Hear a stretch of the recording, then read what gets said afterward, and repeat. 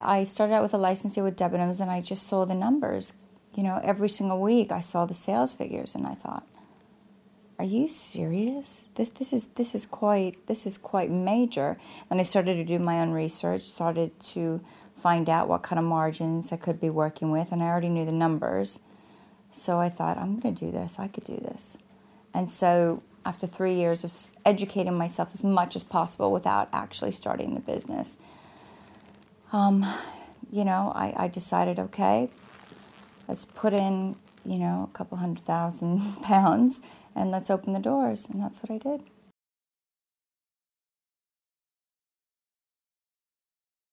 You know what? When I design for my ladies. It's all about woman empowerment. It's about making yourself feel good. It's about making yourself feel sexy. It's all about the woman. And it works. They buy into the image. I have fantastic fits. I have one of the lowest return rates. I've got a great product. It's comfortable. It's practical. It's sexy. It's feminine. It's all these, everything that I represent is in my products, and the women love it. The guys love it too.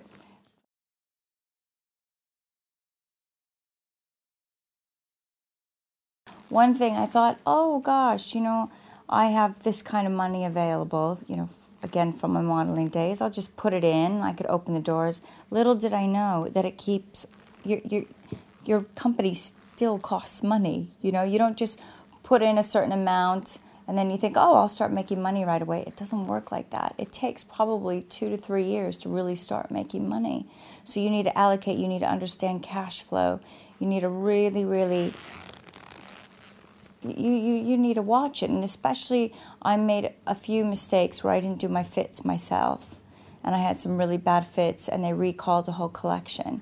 Now, I still have to pay for the stock, and I couldn't sell it because the fits were wrong. So I had to pay for the stock. So, thank God that was a huge mistake. I should have paid attention to my fits. I should have paid more attention to my sales figures, which blocks were working, what colors were working. And ever since that day, thank God it happened earlier on. And it was quite a small collection, so I could facilitate payments.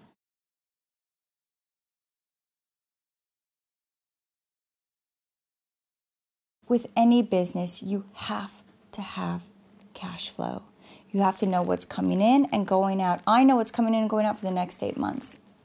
So if I have a problem, I know that I now have a line of credit with the bank. I could call on the bank for a line of credit. I didn't start off with that. I didn't have any line of credit. I had nothing. And I didn't even know what a cash flow was, and you learn really, really fast. Now, I'm telling you from my experience, you've got to understand your cash flow.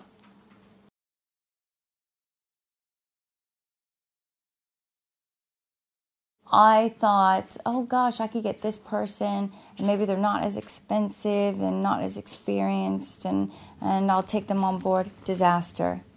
Pay for good people. You've got to. You've got to.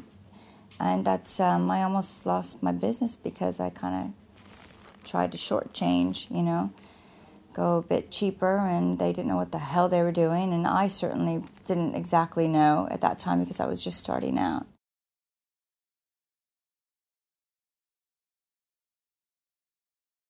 Well, you just, like for me, it's much tighter buys. I don't take a big chance. If Littlewoods are buying, 10,000 units of my Fleur bra, I'm only going to buy 10,000, maybe add on, 500 units for the independents.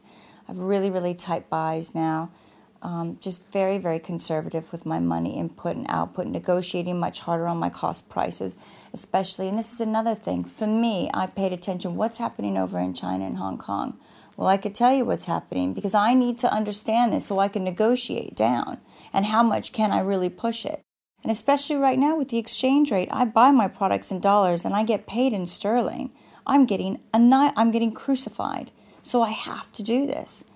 So, you just get a bit tougher, a bit more aggressive, but still really honest and still, it's one thing. I don't try and cut corners. I don't try, some people will, like even with my customer, I'm still taking a little bit of a hit on the margin and giving them an unbelievable product because I believe in longevity. Don't get greedy. You will lose. I promise you, you'll lose.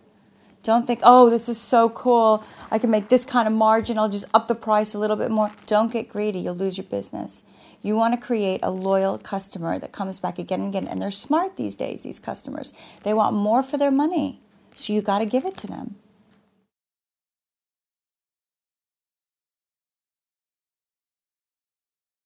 As far as expansion is concerned, I look at into smaller markets where I could sort of monopolize that market. You know, for example, I went over to South Africa and I just hired on a PR company and absolutely went to town. Every single person, if they didn't know who By Caprice was, the product and me, they knew. And the sales initially were absolutely astronomical. It was phenomenal. It's a tough country because they have different laws and different understandings. So I had a bit of a tough time there. But I'll go back after the recession's over. I'll definitely go back. I'm looking at Greece. I'm looking at Australia. In America, I'm looking at licensing out my name, you know, the By Caprice product in America, and building it that way. Because that's just a huge market for me. I think it's a huge animal. But then again, you make it big in America, and it'll facilitate my sales in Europe.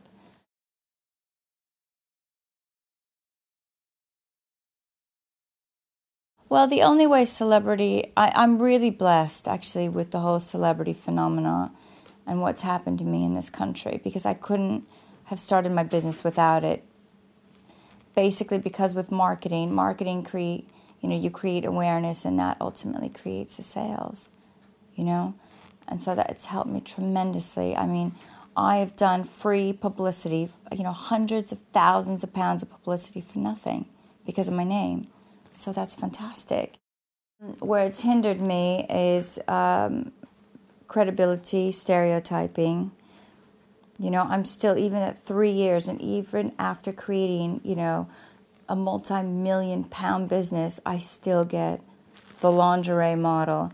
Like, I own the goddamn company. I've been working my ass off, and they're still saying that. And then when I call up companies like Next, they think, oh, frivolous, yeah, we kind of are interested in meeting her, but please, what kind of company is this? It'll probably come and go in 2 seconds. We don't want to invest in something that's a bit of fluff, comes and goes. So it's been really, really difficult, and I've just had to be a little bit more persistent, put my ego in my back pocket, and get on with it.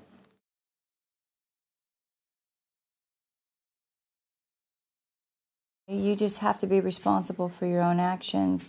And there were a few things. I did get a DUI, and that killed a huge deal that we had signed on the dotted line. Massive deal. And then me being irresponsible and stupid, I did get a DUI, and they pulled out.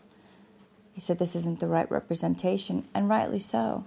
So what you have to do is really take responsibility and for your own actions. Not only that, people do look up to you, and that was irresponsible of me. You know, being a person in the public eye, you have to take on some kind of responsibility, because you do become an inspiration for people, and people do look up to you.